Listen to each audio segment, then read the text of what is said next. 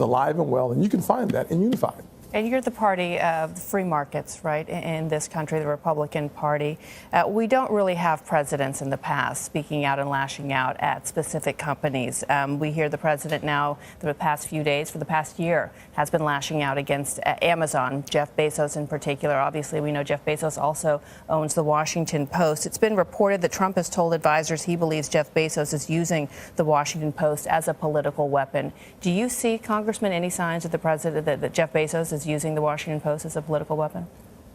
I don't read the Post enough to be able to answer that question, honestly. I will tell you this, and I believe this, and I don't mean offense to anyone in your line of work any more than I do in my line of work. I think conflict sells, and I think contrast is good and it's healthy.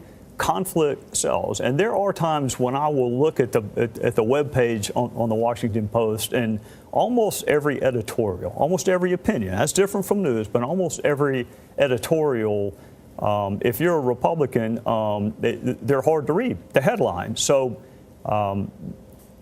politics is as divisive now, I think, as it's ever been in our country. It's one reason I'm getting out, and it's one reason that we wrote the book Unified. If people will sit down and have a conversation with each other, which quite frankly we do privately in Washington, we don't want y'all to know that, yeah. but we get along really well privately. We should know that, though. But you know what?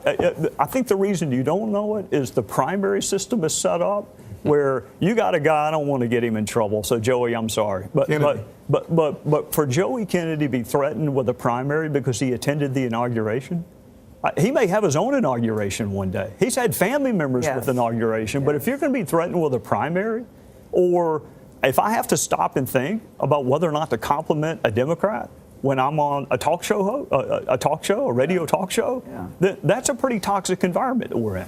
Well, listen, you all left us with a lot to think about. You say politics won't change the condition of the country, but changing the human heart will. Absolutely. Unified is certainly that. Congratulations to you both. Thank you. We see the book, Tim. Put it down. Put it down. Gail, you know, I'm not a lawyer. Senator Scott and Congressman Gowdy. Unified. It's on sale now. I don't know what he did in civics, but he knows what to do in sales.